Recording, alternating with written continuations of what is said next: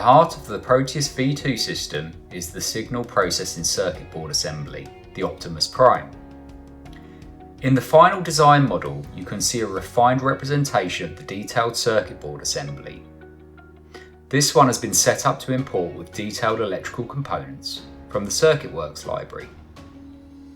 New to SOLIDWORKS 2025, Circuitworks is now available in all levels of SOLIDWORKS, not just professional and premium. So anyone can open an ECAD file. In this example, we will open this IDX file.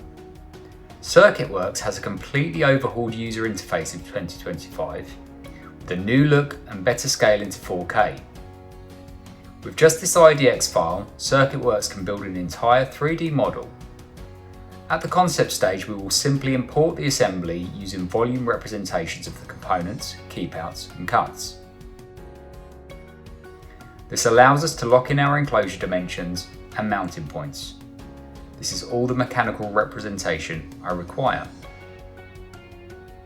What about a more detailed circuit board model? Here's another IDX file. This one is a more complex example from Cadence. With SOLIDWORKS 2025, IDX files expand to a whole new level of capabilities.